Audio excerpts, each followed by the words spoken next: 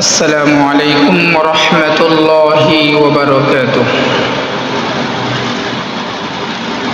إن الحمد لله الحمد لله الذي جعل الشمس والقمر بحسبان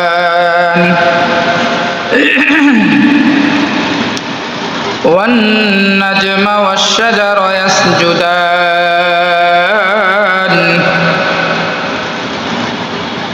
وفضل زمانا على زمان كما فضل مكانا على مكان وإنسانا على إنسان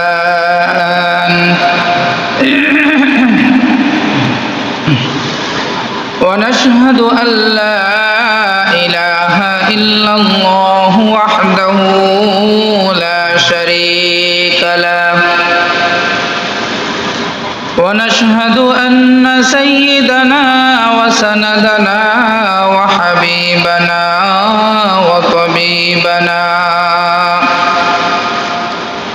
وطبيب قلوبنا ومولانا محمدا عبده ورسوله صلى الله تعالى عليه وعلى آله وأصحابه وبارك وسلم تسليما كثيرا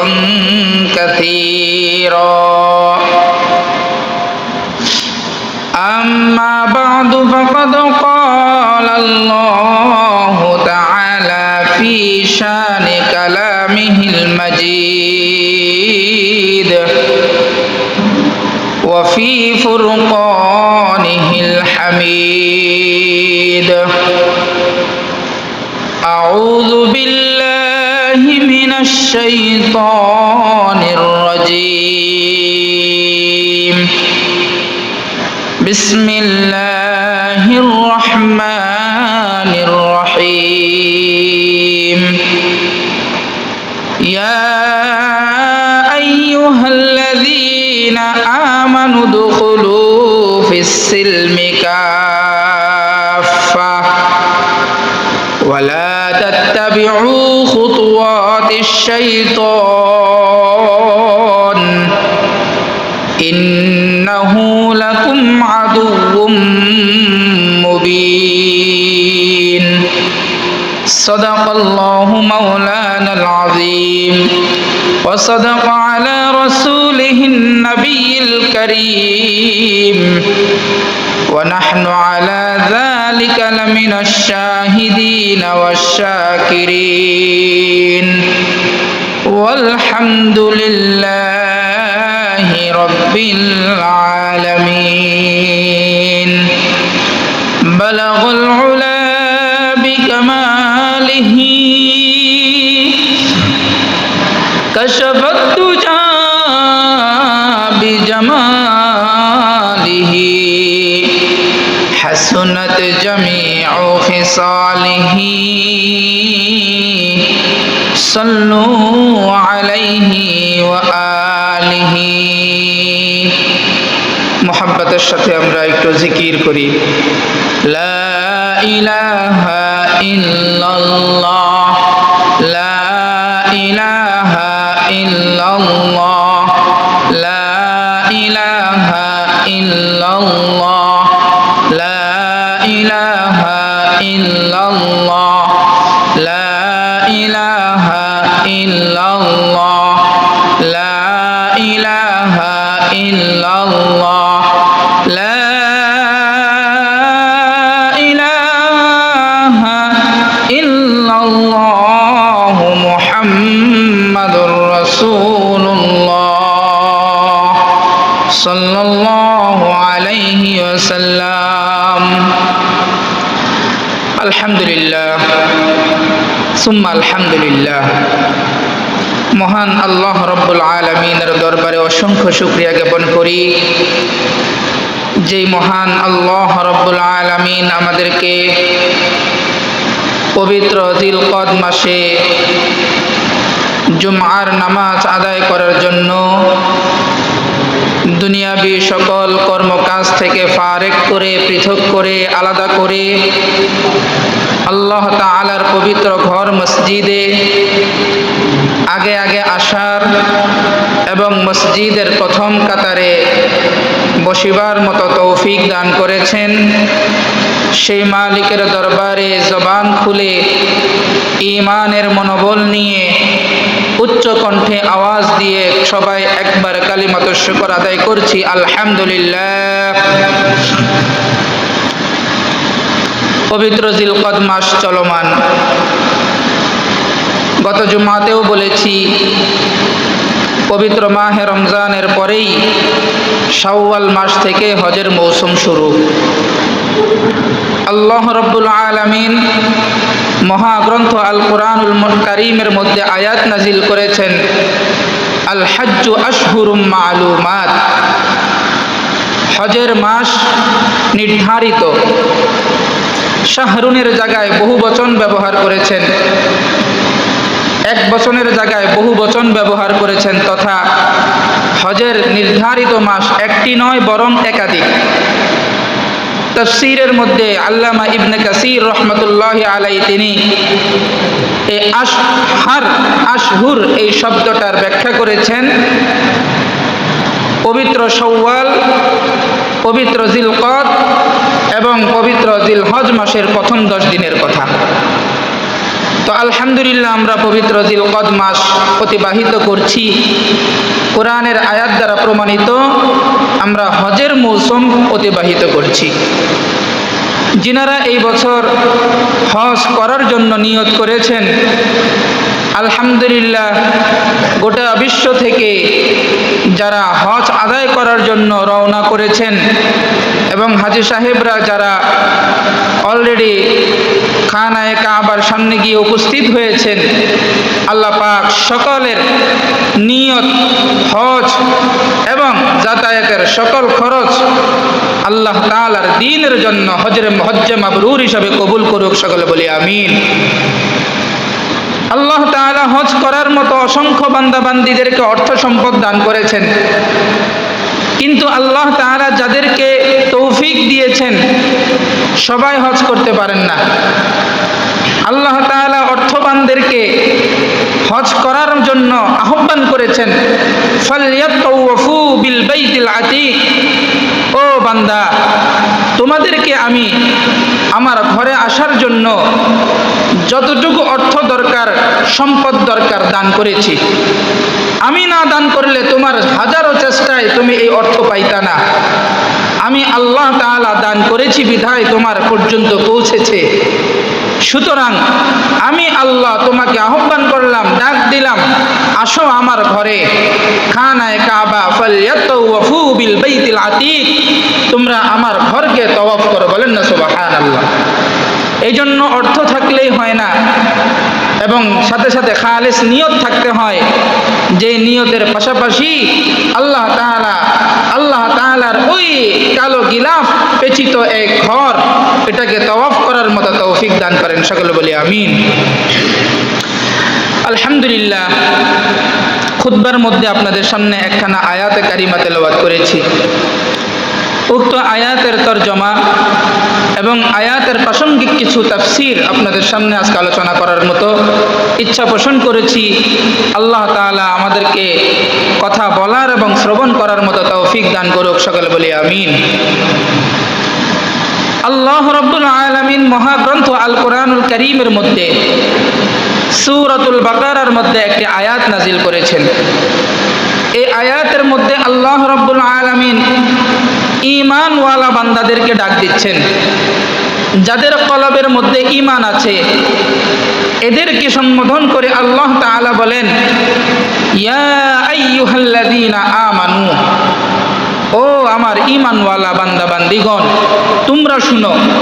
বেঈমানরা এখান থেকে ফারেক, যারা ঈমান আনে নাই আল্লাহ, রসুল, ফেরেশতা, আল্লাহ তাআলার প্রেরিত কিতাব এবং কবরের জগৎ, হাসরের জগৎ, মৃত্যুর পরে পুনরায় আবার জাগ্রত হতে হবে, হিসাব নিকাশ হবে এবং তকদীরের ভালো মন্দ সব কিছু আল্লাহ তাআলার পক্ষ থেকে হয়, এই বিষয়গুলোর উপরে যারা ঈমান আনে নাই তারা এই ইয়া আইয়ুহাল্লাযীনা আমানুর থেকে বাহিরে। তারা কোথায়? বাহিরে, খারেজ হয়ে যায়। তো যারা ঈমান আনছে, আল্লাহকে বিশ্বাস করে, নবী পয়গম্বরকে বিশ্বাস করে, আল্লাহর প্রেরিত ফেরেশতাদেরকে বিশ্বাস করে, আল্লাহর প্রেরিত নবী পয়গম্বরদেরকে বিশ্বাস করে, আল্লাহর প্রেরিত কিতাবকে বিশ্বাস করে, আসমানি কিতাবগুলোকে, এবং ভালো মন্দ তকদীর সব আল্লাহর পক্ষ থেকে হয়, এবং কিয়ামতের দিবসকে যারা বিশ্বাস করে, এদেরকে আল্লাহ তাআলা ডাক দিচ্ছেন ইয়া আইয়ুহাল্লাযীনা আমানু। ও ঈমানওয়ালা, ও ঈমানওয়ালা। আল্লাহ তাআলা এই ডাকটা কোরআনের অসংখ্য জায়গায় দিয়েছেন, কি মহব্বতের সাথে ডাক দিয়েছেন। আমাদের মা বাবারা অনেক সময় দেখবেন সন্তানদেরকে ভালোবেসে ডাকে, আব্বা বলে ডাকে, আম্মু বলে ডাকে, কলিজা বলে ডাকে। হ্যাঁ, ভালোবাসার বুকের ধন, আমার বুকের মানিক, আমার কলিজা, এইভাবে বিভিন্ন ডাক আমাদের দেশে প্রচলিত, এগুলো ভালোবাসার থেকে আসে। তো আল্লাহ তাআলাও ঈমানদারদেরকে ঈমানওয়ালা বলে ডাক দিচ্ছে, তাহলে ভালোবাসা নিয়ে ডাক দিচ্ছে, কথা বলেন ঠিক কিনা? তো আল্লাহ তাআলা বলতেছেন ইয়া আইয়ুহাল্লাযীনা আমানু, ও আমার ঈমানওয়ালা বান্দা বান্দিরা, তোমরা শুনো, উদখুলু ফিস-সিলমি কাফা। দুনিয়ার মধ্যে যতগুলো ধর্ম আছে, যতগুলো ধর্ম দুনিয়ার মধ্যে প্রচলিত আছে, তন্মধ্যে আমি আল্লাহ তাআলার কাছে, আমি আল্লাহ তাআলার আদালতে ইসলাম ধর্মটাই শুধুমাত্র মনোনীত ধর্ম। সুবহানাল্লাহ। আল্লাহ তাআলার কাছে ইসলাম ধর্মটাই কি? আল্লাহ তাআলার মনোনীত ধর্ম।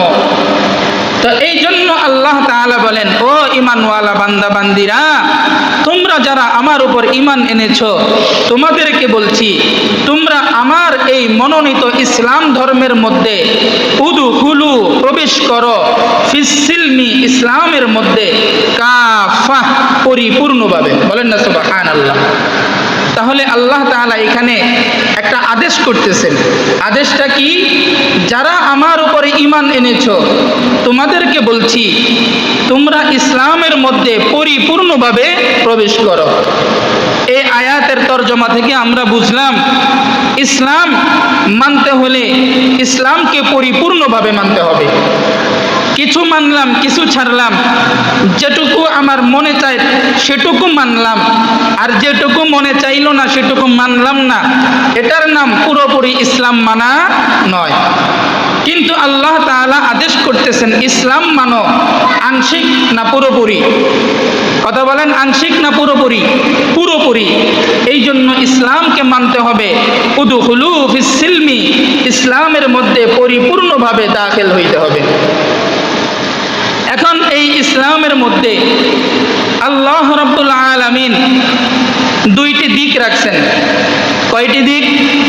দুইটি দিক। আমরা দুনিয়ায় আসার পরে এক আল্লাহ তাআলার ইবাদত করি, এটা আল্লাহ তাআলার হক। এটা কার হক? কথা বলেন, একটু বুঝবেন, আলোচনাগুলো বুঝতে হবে। আমরা যে নামাজ পড়ি, 5 ওয়াক্ত দৈনন্দিন নামাজ পড়ি, রমজান আসলে রোজা রাখি, হজের মৌসুম আসলে হজ করতে যাই, যাকাত প্রদান করি, ইত্যাদি ইত্যাদি যত নেক আমল আছে, এগুলো যেগুলো করি, এগুলো কার হক? আল্লাহ তাআলার হক। কার হক? আল্লাহ তাআলার হক। আল্লাহ তাআলা বলেন, ইসলামের মধ্যে পরিপূর্ণভাবে যদি তুমি প্রবেশ করতে চাও, আমি আল্লাহ তাআলাকে তুমি যদি সম্পূর্ণরূপে সন্তুষ্ট করতে চাও, তাহলে তোমাকে যেমনিভাবে আমি আল্লাহ তাআলার হক আদায় করতে হবে, তদ্রূপ বান্দার হকও পরিপূর্ণ আদায় করতে হবে। কার হক? বান্দার হক। এই জন্য শরীয়তের পরিভাষায় হক 2 প্রকার। শরীয়তের পরিভাষায় হক কয় প্রকার? 2 প্রকার। 1 নাম্বার হকুল্লাহ, যেটা আল্লাহ তাআলার হক। 2 নম্বর হকুল ইবাদ, যেটাকে বলা হয় বান্দার হক।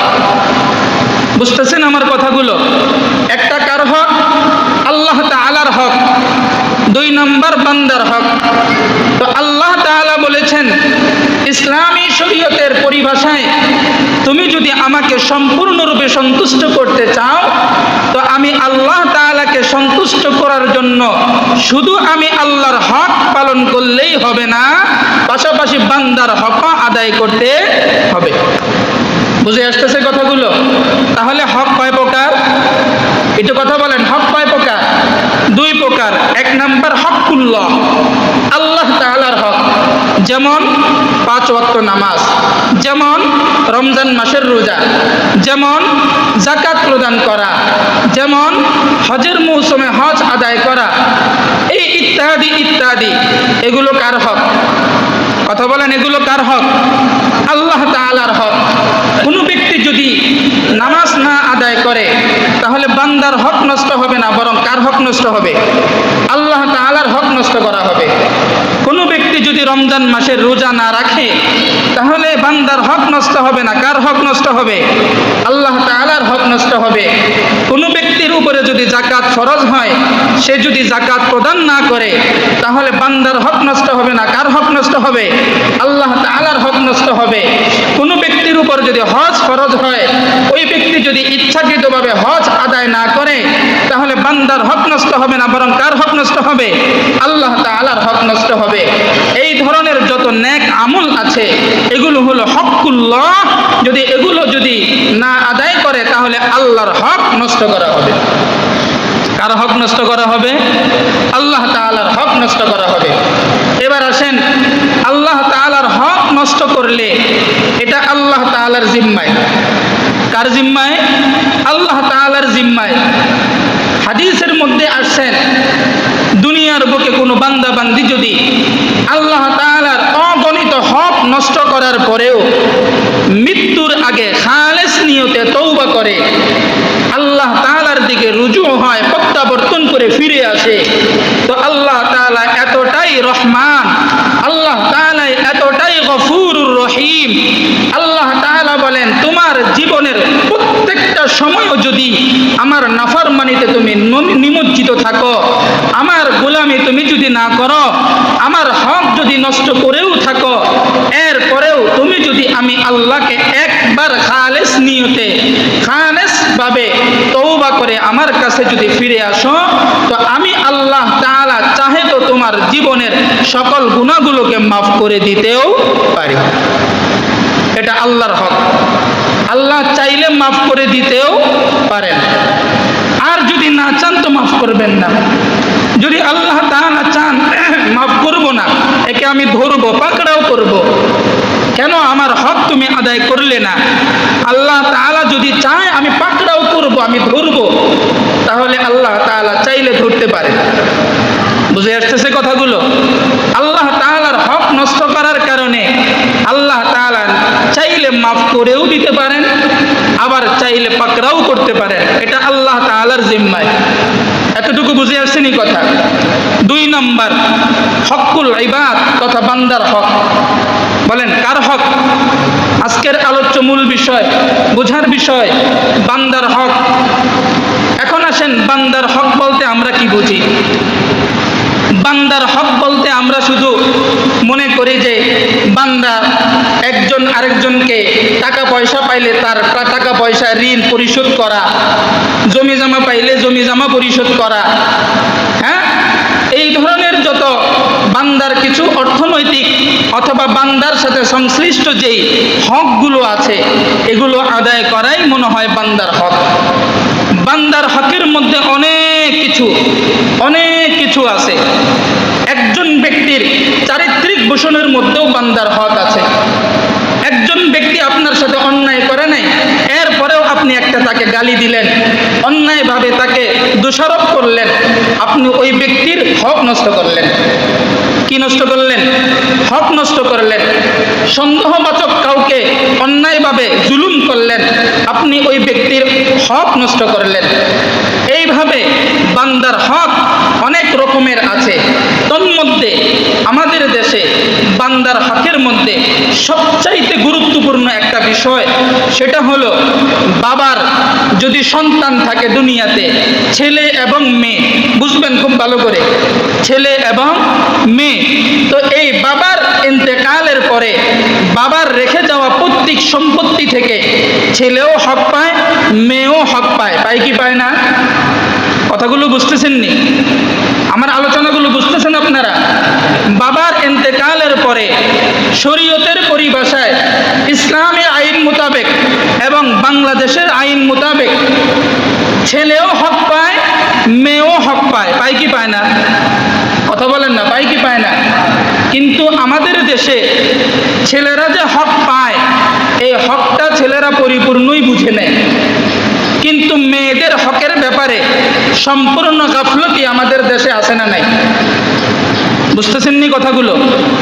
বাবার সন্তান হিসাবে আমি ছেলে, আমি যেমন আমার বাবার প্রত্যেক সম্পত্তি থেকে হক পাই, আমার বোনও তো আমার বাবার সম্পত্তি থেকে কি পায়?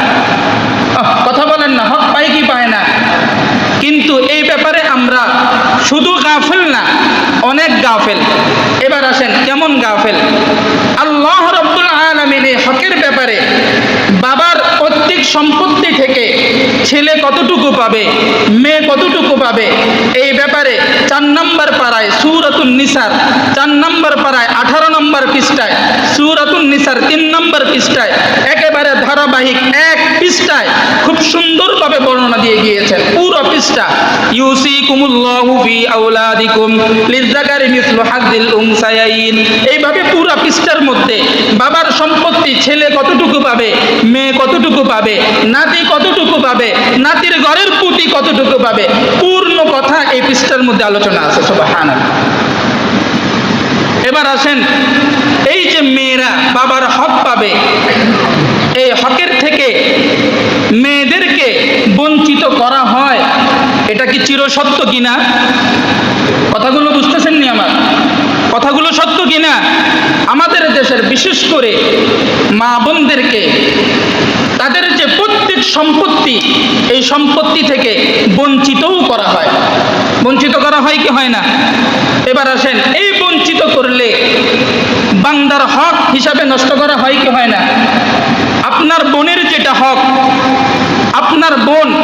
আপনার বোন হিসাবে আপনার বাবার ইন্তেকালের পরে আপনি লিযযাকারি মিসলু হাযযিল উনসায়াইন, আপনার বাবার যতটুকু সম্পত্তি আপনি পাবেন তার অর্ধেক আপনার বোন আপনার থেকে পাবে।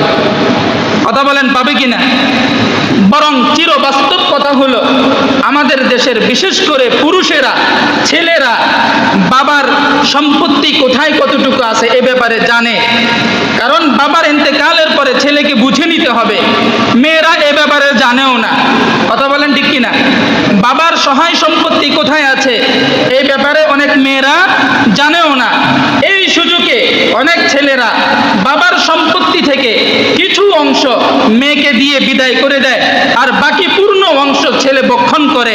এমন বাটপার সন্তান আমাদের দেশে আছে না নাই? কথাগুলো বুঝতেছেন নি আমার? এমন সন্তান আছে না নাই? এই জন্য বান্দার হক নষ্ট করা যাবে না। এবারে দেখেন, বান্দার হক নষ্ট করলে, আল্লাহর হক নষ্ট করলে তো আল্লাহ মাফ করে দিবেন, এটা আল্লাহ তাআলার ওয়াদা আছে। চাইলে মাফ করতেও পারে, চাইলে মাফ নাও করতে পারে। কিন্তু বান্দার হকের ব্যাপারে রাসূলুল্লাহ সাল্লাল্লাহু আলাইহি ওয়াসাল্লাম কি বলেন, একটু মনোযোগ দিয়ে শুনেন। রাসূলুল্লাহ সাল্লাল্লাহু আলাইহি ওয়াসাল্লামের দরবারে একজন সাহাবী এসে একবার একটা প্রশ্ন করেছিলেন, আরাআইতা ইয়া রাসূলুল্লাহ, ইয়া রাসূলুল্লাহ, আমি আপনার কাছে একটি মতামত জানতে চাই। ইয়া রাসূলুল্লাহ, আপনার একটা মতামত আমি জানতে চাই। তখন রাসূলুল্লাহ সাহাবীকে বললেন, বলো তুমি কি জানতে চাও? তখন ওই সাহাবী রাসূলকে বললেন, ইন কুতিলতু ফি সাবিলিল্লাহ, আমি যদি আল্লাহর রাস্তায় শহীদ হয়ে যাই, আমি যদি আমাকে আল্লাহর রাস্তায় কুরবান করে দেই, শহীদ করে দেই, কেমন অবস্থায়? সাবিরান মুহতাসিবান মুকবিলান গায়রা মুদবিরিন, সাহাবী বলতেছেন আমি ধৈর্যের সাথে আল্লাহর রাস্তায় জিহাদের জন্য রওনা করলাম। মুহতাসিবান, আমি যদি ফিরে আসি যুদ্ধের ময়দান থেকে মানুষ তাহলে আমাকে গাজী বলবে, আর যদি সেখানে মৃত্যুবরণ করি তাহলে মানুষ আমাকে শহীদ বলবে। এই আশায় নয়, বরং একমাত্র আল্লাহকে সন্তুষ্ট করার জন্য ধৈর্যের সাথে আমি যুদ্ধের ময়দানে গেলাম। মুকবিলান, পিছনে আসলাম না, সামনের দিকেই থাকলাম। গায়রা মুদবিরিন, আমি সৈন্যদলকে দেখে, আমার বিপক্ষের সৈন্যদলকে দেখে আমি ভীত হই নাই, পিছু হটি নাই। এমন অবস্থায় যদি আমি ইন কুতিলতু ফি সাবিলিল্লাহ, আল্লাহর রাস্তায় যদি আমি শহীদ হয়ে যাই। এবার সাহাবী প্রশ্ন করতেছেন রাসূলের কাছে, ইয়া রাসূলুল্লাহ ইউগফিরুল্লাহু আন্নী খাতায়ায়া।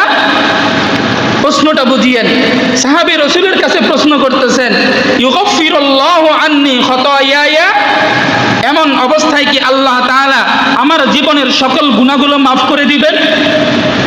প্রশ্নকারী কে? সাহাবী। প্রশ্ন করছেন কাকে? রাসূলুল্লাহ সাল্লাল্লাহু আলাইহি ওয়াসাল্লামকে। কি প্রশ্ন? ইয়া রাসূলুল্লাহ, আমি যদি ধৈর্যের সাথে এক আল্লাহকে সন্তুষ্ট করার জন্য যুদ্ধের ময়দানে গিয়ে আমি যদি শহীদ হয়ে যাই, তাহলে কি আল্লাহ তাআলা ইউগফিরুল্লাহু আন্নী খাতায়ায়া, আল্লাহ তাআলা কি আমার জীবনের সকল গুনাহ মাফ করে দিবেন? ক্বালান নবিয়্যু সাল্লাল্লাহু আলাইহি ওয়াসাল্লাম নাআম। দেখেন কি মজার বিষয়, রাসূলুল্লাহ সাল্লাল্লাহু আলাইহি সাল্লাম উত্তর বললেন, হ্যাঁ, তুমি যদি খালিস নিয়তে ধৈর্যের সাথে এক আল্লাহকে সন্তুষ্ট করার জন্য যুদ্ধের ময়দানে গিয়ে তুমি যদি শহীদ হয়ে যাও, তো আল্লাহ তাআলা ইউগফিরুল্লাহু আন্নী খাতায়ায়া, তোমার জিন্দেগীর সকল গুনাহগুলোকে মাফ করে দিবে। এই সংবাদ পাওয়ার পরে ওই সাহাবী সেখান থেকে উঠে চলে গেল, বাস আর কিচ্ছু লাগবে না। এই ব্যাপারে শোনার পরে ফালাম্মা আদবার, ওই আল্লাহর নবীর দরবার থেকে উঠে কিছু দূর যাওয়ার পরে রাসূলুল্লাহ সাল্লাল্লাহু আলাইহি ওয়াসাল্লাম আবার ডাক দিলেন, না দাহু, ও সাহাবী আবার এদিকে আসো, ফিরে আসো। সাহাবী আবার ফিরে আসলেন। আসার পরে রাসূলুল্লাহ সাল্লাল্লাহু আলাইহি সাল্লাম এবার বলতেছেন, ইউগফিরুল্লাহু আন্নী খাতায়ায়া, আল্লাহ তাআলা তোমার জীবনের সকল গুনাহ মাফ করে দিবে, ঠিক, ইল্লা দাইন, কিন্তু বান্দার হক আল্লাহ তাআলা, তুমি যদি যুদ্ধের ময়দানে শহীদ হয়ে যাও, এরপরেও আল্লাহ তাআলা ইল্লা দাইন, বান্দার হক তোমার থেকে মাফ করবেন। বুঝতেছেন কথাগুলো? কথাটা কি মারাত্মক, এটা বুঝার বিষয়। সাহাবী প্রশ্ন করছেন, আমি যদি ধৈর্যের সাথে এক খালিস নিয়তে এবং যুদ্ধের ময়দানে শুধু সামনেই অগ্রসর হইলাম, গায়রা মুদবিরিন, পিছনে আর হটি নাই, এমন অবস্থায় আমি যদি যুদ্ধের ময়দানে শহীদ হয়ে যাই, ইউগফিরুল্লাহু আন্নী খাতায়ায়া, আল্লাহ তাআলা কি আমার জীবনের সব গুনাহ মাফ করে দিবেন? সর্বপ্রথম নবীজি বলেছিলেন, নাম, হ্যাঁ, সব মাফ করে দিবেন। এবার যখন সাহাবী নবীজির দরবার থেকে উঠে কিছু দূর চলে গেলেন, ফালাম্মা আদবারান, কিছু দূর যাওয়ার পরে নবীজি আবার ডাকলেন, না দাহু, ও সাহাবী আবার আসো। এবার নবীজি বললেন, সব মাফ করবে ঠিক, ইল্লা দাইন, কিন্তু বান্দার হক আল্লাহ তাআলা কি করবে না? মাফ করবে না। এবার সাহাবী নবীকে প্রশ্ন করলেন, ইয়া রাসূলুল্লাহ, তাহলে এই কথাটা কিছুক্ষণ আগে যখন আমি প্রশ্ন করেছিলাম তখন কেন বললেন না? তখন নবীজি বলেন, কাযালিকা ক্বালা জিবরাইল, তুমি যখন আমার দরবার থেকে উঠে কিছু দূর গেলা, সাথে সাথে আল্লাহ তাআলার পক্ষ থেকে জিবরাইল আমিন আয়েশা আমাকে বললেন, ইয়া রাসূলুল্লাহ, আপনি যে আপনার সাহাবীকে সকল গুনাহ মাফের ব্যাপারে ঘোষণা দিলেন, আল্লাহ তাআলা তো আমাকে পাঠাইছেন আপনার সাহাবীকে আপনি স্মরণ করিয়ে দেন, ইল্লা দাইন, আল্লাহ তাআলার যত হক সব মাফ করে দিবেন, কিন্তু ইল্লা দাইন, বান্দার হক আল্লাহ কি করবেন না? মাফ করবেন। বান্দার হক কি করবেন না? মাফ করবেন না।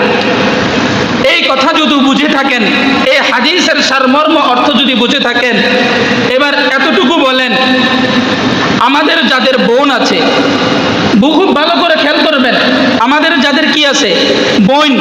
বোন আছে, আপন বোন আছে, আমাদের বোনেরা আমার বাবার পৈতৃক সম্পত্তি হিসাবে হক পায় কি পায় না? কথা বুঝতেছেন নি আমার? পায় কি পায় না? আচ্ছা একটু বুকে হাত দিয়ে বলেন তো যে আলহামদুলিল্লাহ আমি আমার বোনের আমার বাবার ইন্তেকালের পরে যতটুকু হক পাবে তাকে বসিয়ে আমার বোনকে একেবারে A to Z সম্পূর্ণ কতটুকু অর্থ আমার থেকে সে পাবে এটা তাকে আমি বুঝাইয়া দিছি, তার হক সে কতটুকু পাবে এটাও বুঝাইয়া দিছি। এরপরে সে খুশি মনে আমাকে দিয়ে কিছু টাকা নিয়ে বোন আমার থেকে বিদায় নিছে। এইরকম ভাই আমাদের দেশে কয়জন আছে? কথা বুঝতেছেন নি আমার? বোনকে বাবার ইন্তেকালের পরে নিজে বোনকে বাড়িতে ডেকে এনে একবেলা খাওয়াইয়া এরপরে বোনকে বলছি, বোন আমাদের বাবার যতটুকু সম্পত্তি ছিল এই সম্পত্তি থেকে আমি ছেলে হিসাবে এতটুকু পাই, তুমি মেয়ে হিসাবে এতটুকু পাও, এখন তোমার সম্পত্তি তুমি কেমনে নিবা তুমিই বলো। এই প্রশ্ন করেছেন এমন ভাই আমাদের দেশে কত পার্সেন্ট? কথা বলেন না। পার্সেন্ট তো দূরের কথা, বরং কিভাবে বোনকে 6-9 বুঝিয়ে লমসম দিয়ে বিদায় করা যায় এই শ্রেণীর ভাই আমাদের দেশে বেশি। কথা বলেন। এবার আসেন একটা খুব মারাত্মক বিষয়। আমাদের দেশে আমরা মনে করি বাবার যেই ভিটে বাড়ি সম্পত্তি, ক্ষেতের জমি বাদ, এরপরে আপনার দোকানের জমিও বাদ, কলাতলি সত্যপুর যত বাজার ঘাটের দোকানের সম্পত্তি আছে ওইগুলোও বাদ, ওগুলি তো বোন পাবে, এটা সবাই কম বেশি বুঝি। কিন্তু বোন, আপন বোন মানে বাবার মেয়ে, তার বাবার পৈতৃক সম্পত্তি হিসেবে তার বাবার রেখে যাওয়া যে ভিটে বাড়ি আছে, ভিটে সম্পত্তি যেখানে বাবায় বসবাস করতেন আপনাকে রেখে গেছেন, ওই বাবার মেয়ে ওই ভিটে বাড়ির সম্পত্তির মধ্যেও হক পরিপূর্ণভাবে পাবে। কথাগুলো বুঝতেছেন নি? বুঝেন না এই কথাগুলো? চ্যালেঞ্জ করেন আমার সাথে। শরীয়তের পরিভাষাতেও মেয়ে তার বাবার ভিটে বাড়িতে হক পাবে। বাংলাদেশের শরীয়তের, বাংলাদেশের আইন যেটা, শরীয়তের আইন বিপরীত বাংলাদেশের আইন যেটা, এই আইনের মধ্যেও কয়ে 6 ধারা বাংলাদেশের প্রত্যেকটা বাবার তার সম্পত্তি, তার মেয়ে ওই ভিটে বাড়ির মধ্যেও সম্পত্তি পাবে। এবার আমাদের দেশের এক শ্রেণীর ছেলেরা আছে, তারা বলে মেয়েরা তার বাবার পৈতৃক সম্পত্তির যে ভিটে সম্পত্তি আছে এটা পাবে না। এই ধরনের কথা আমাদের বোনদেরকে বলে, এমন আছে না নাই? এটা ডাহা মিথ্যা কথা, একেবারে মিথ্যা কথা, এটা গাঁজাখুরি কথা। এটা এই প্রচলন যেটা আমাদের দেশে আছে যে মেয়েরা তার বাবার ভিটে বাড়ির সম্পত্তি হক হিসেবে পায় না, শুধু ক্ষেতের জমি হিসাবে পায়, এটা একেবারেই ডাহা মিথ্যা কথা। আপনি চ্যালেঞ্জ করেন এখন, শরীয়তের পরিভাষাতেও বাবার ভিটে বাড়ির সম্পত্তি মেয়েরা পাবে, এবং রাষ্ট্রীয় আইনেও বাবার ভিটে বাড়ির সম্পত্তি কারা পাবে? মেয়েরা পাবে। বলেন পাবে কি পাবে না? পাবে। এবার আসেন, এই সম্পত্তি তো আমরা দেই না, কি আমরা দেই না? এই সম্পত্তি তো দেই না। ভিটে বাড়ির কথা বাদই দিলাম, যেটা খেতে পাবে, বিভিন্ন জায়গায় পাবে, সেখানেও বোনকে ডেকে এনে কিছু লমসম টাকা ধরিয়ে দিয়ে বাস বোনকে বিদায় করে দেই, এমন সংখ্যা কম না বেশি? কথা বলেন না, কম না বেশি? অথচ এটা বোনের হক, এটা আমার বাবার মেয়ে হিসাবে তার পৈতৃক সম্পত্তির হক। এবার চিরবাস্তব একটা কথা বলি, এরপরেও ভাইয়েরা তার বোনকে কিছু টাকা দিয়ে বিদায় করে দেওয়ার পরেও বোনেরা চলে যায়, কারণ তার নিজের স্বামীর বাড়িতে সে বসবাস করে, সেখানে তার একটা থাকার জায়গা আছে, তার স্বামীর একটা অবস্থান আছে। কিন্তু দেখবেন আমাদের দেশের কিছু ভাই আছে, এখন আসেন ভাই বোনের কিছু আলোচনা করি। কিছু ভাই আছে, যদি শুনে বোন তার ভাইয়ের বাড়িতে, মানে বোন ভাইয়ের বাড়িতে বেড়াইতে আসবে, দেখবেন ভাইয়ের যতটুকু জ্বালাপোড়া শুরু হয় তার চাইতে ভাইয়ের স্ত্রীর জ্বালাপোড়া আরো বেশি শুরু হয়। বুঝেন না এই কথাটা? বোন ফোন করে ভাইকে বলছে, ভাইয়া আমার ছেলে মেয়েরা তার মামার বাড়িতে একটু বেড়াইতে যেতে চায়, অমুক দিন বেড়াইতে আসবো। এবার স্বামী যখন স্ত্রীর সাথে বলে অমুক দিন আমার বোন আমার বাড়িতে বেড়াইতে আসবে, দেখবেন স্ত্রী স্বামীর কাছে কানে কানে এমন ঔষধ, এমন ইঞ্জেকশন দিয়ে দেয়, ভাইয়ের কাছে বোন আর ভালো লাগে না। কথা বলেন ঠিক কিনা? অথচ এই সম্পত্তির মধ্যে ভাইয়ের বোনের কি আছে? কথা বলেন না, কি আছে? হক আছে, সে এই হক নেয় নাই। আপনি যে পুকুরের মাছ খান, এই পুকুরের মধ্যেও বোনের হক আছে, আপনি তার বোন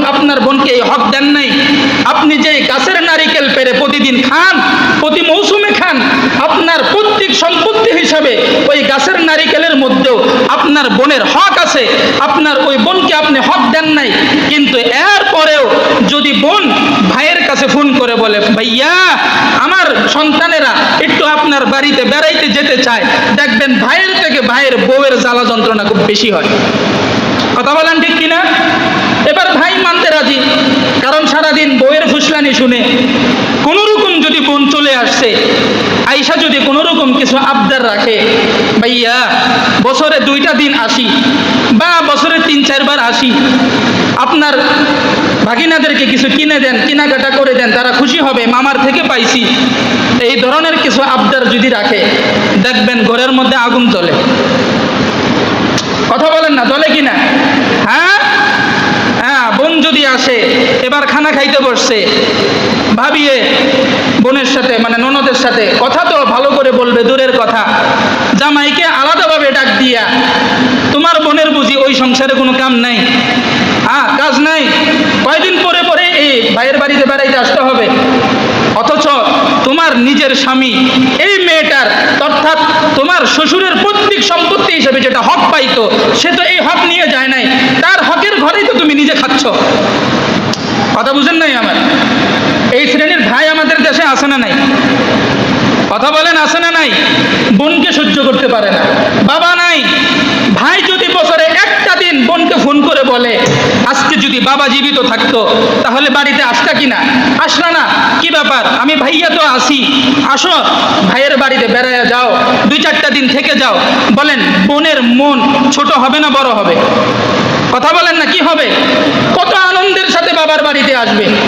কিন্তু এই জায়গাতেও বোনের হক তো পরিপূর্ণ বুঝাইয়া দেয় না, বরং বোনের যতটুকু আসা যাওয়ার একটা হক, এটাও দায়িত্ব পালন করতে চায় না।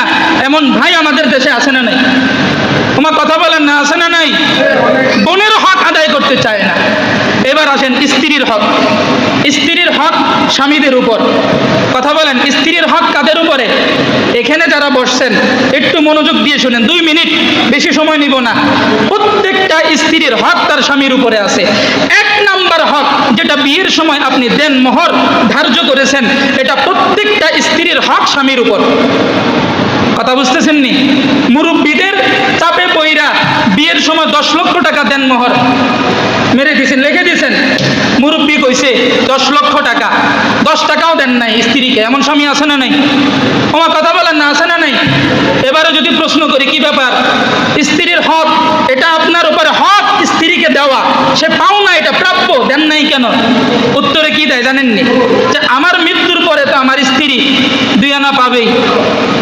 বুঝেন নাই কথাটা? আপনার ইন্তেকালের পরে আপনার স্ত্রী যেটা পাবে, ওই সম্পত্তির সাথে দেনমোহরের কোনো বিন্দু পরিমাণ কোনো ধরনের সম্পর্ক নাই। কথা বুঝতেছেন নি?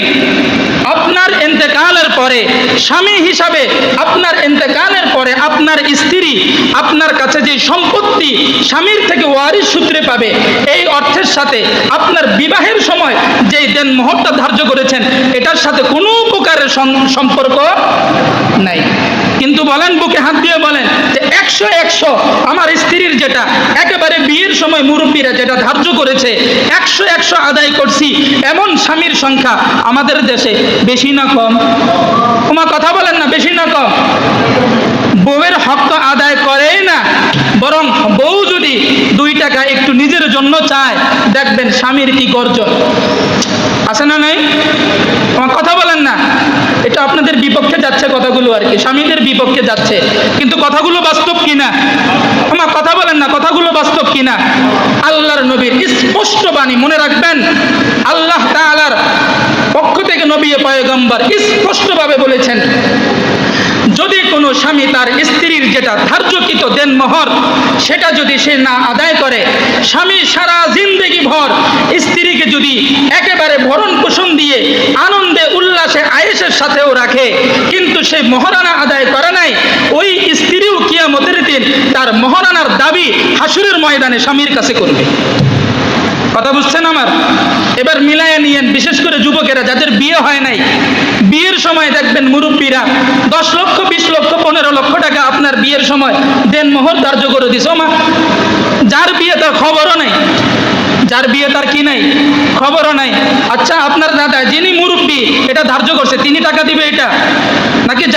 ধার্য করছে তিনি দিবে। যারা বিয়ে করেন নাই তারা বলবেন আমার বিয়ের টাকা যেটা আমি দিব কত হবে এটা আগে আমাকে জিজ্ঞেস করেন। বেয়াদবি হলে বেয়াদবি, বুঝুন না এই কথাটা? আমাকে জিজ্ঞেস করেন আমার ক্যাপাসিটি কতটুকু, আমার স্ত্রীকে আমি কতটুকু দিতে পারবো এটা আমাকে জিজ্ঞেস করেন, আমি দিব, এটা আপনি দিবেন না। খালি নাম ফুটানোর জন্য 10 লক্ষ টাকা মারো, হ্যাঁ আছে না এরকম মুরব্বী, আছে না নাই?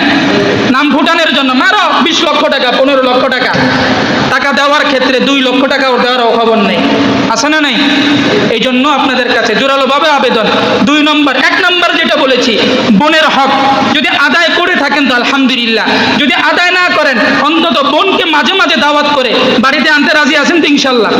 ভাই হিসাবে আপনি দাওয়াত দিবেন, আপনি আপনার স্ত্রী যাই বলুক পিছনে রাখেন, এটা আমার বোন, সে আমার কাছে আসবে, আমার ঘরে খাবে, আমার বাড়িতে বেড়াবে, এটা তার হক, তুমি এখানে কোনো কথা বলতে পারবে না। সরাসরি ভাবে স্ত্রীকে বলবেন, দেখবেন জায়গার উপরে খারাপ হয়ে যাবে। কথা বুঝেন নাই? এটা তার হক, তুমি যে খাও এটাও তার হক থেকে খাও, এইভাবে বলবেন। 2 নম্বর স্ত্রীর হক যেটা দেন মোহর, কে আদায় করেন না এটা নিজে ভালো জানেন। আজকে থেকে প্রতিজ্ঞা করেন কত টাকা, মাফ চাওয়া দরকার নাই, মাফ চায়েন না, মাফ চাইলে এটা মাফ অন্তর থেকে করে না। স্ত্রীকে প্রতি মাসে মাসে পরিশোধ করেন, প্রতি মাসে মাসে পরিশোধ করেন, 1000 টাকা করে দেন, 2000 টাকা করে দেন, আপনার ক্যাপাসিটি থেকে আপনি 500 টাকা করে দেন। এই টাকা দেওয়ার সময় বলবেন যে এটা তোমার দেনমোহরের টাকা, কথা বুঝতেছেন নি? এটা দেওয়ার সময় কি বলবেন? এটা তোমার দেনমোহরের টাকা, এইভাবে আমি আস্তে আস্তে পরিশোধ করব, তুমি লিখে রাখবা, আমিও লিখে রাখবো, কারণ এটা আপনার থেকে আপনার স্ত্রীর প্রাপ্য, এটা হকটা। রাজি আছেন? আদায় করবেন ইনশাল্লাহ? না না, ইনশাল্লাহর আওয়াজ আসবে না, এটা আওয়াজ হবে না। এবারে যদি বলি আগামীকালকে সকালে এখানে 8টা বাজে বিরিয়ানি দেওয়া হবে, কে কে আসবেন? রাজি আছেন তো ইনশাল্লাহ? দেখবেন কি আওয়াজ হবে, ইনশাল্লাহ আসবো, ইনশাল্লাহ বিরিয়ানি, এটা বিরিয়ানি তো, হ্যাঁ। আল্লাহ তাআলা আমাদের সকলকে বুঝার তৌফিক দান করুক, আমিন। ওয়া আখিরু দাওয়ানা আলহামদুলিল্লাহ।